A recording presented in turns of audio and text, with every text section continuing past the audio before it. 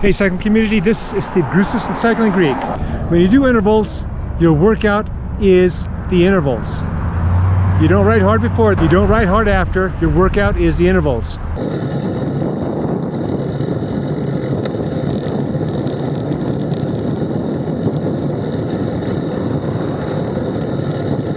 What you are looking at is the third of my 3 training partners pulling away from me 2 kilometers into this ride. At the pre-ride talk, 2 of them were also interested in doing the intervals. I suggested that they climb to the start at a comfortable pace like me.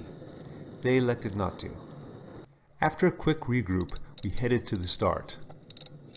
Joel in the red and black uniform is 39 and one of those strong as a bull riders. William is in his mid-50s and also quite strong.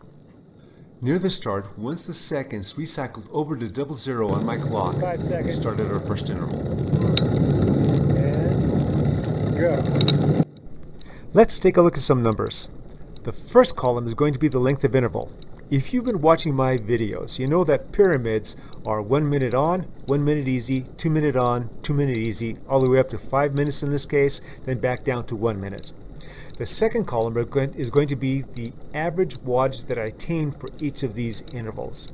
And the third column is going to be the percent of FTP based on 20-minute FTP that I have of 280 watts.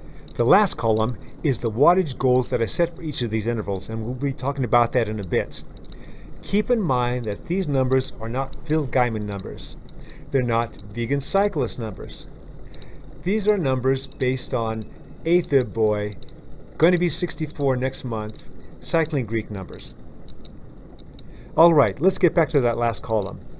This is the third time and last time in this particular block that I'm doing these sets of pyramids.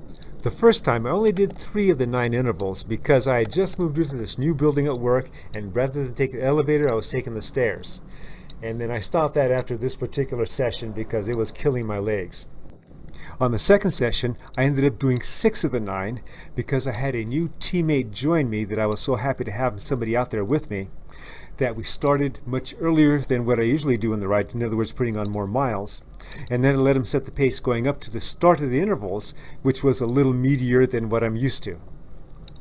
Or rather, it was faster than what I should have done, which is more of a comfortable pace. With today's session, which was a pretty good session, I let those guys just go ahead of me, and I said, just meet me at the start. To establish my goals for each of the intervals, I went actually to my second session that I did, and I analyzed using Strava's analyze function my average wattages that I did for each of the intervals that I was able to complete. Based on this particular interval configuration, I did a pretty good job at picking the goal wattages. Now, when I do a little bit of analyzing, I see that I'm doing okay going up the pyramid at the 1, 2, and 3 minute sections, but I was getting pretty weak at the 4, 5, 4 section, and I certainly was weakening back down the pyramid at the 3 and the 2 minute intervals. As far as that strong 1 minute interval at the very end, that may be a case of the horse seeing the barn door open just down the path. After the workout, I was feeling worked, but I was feeling strong.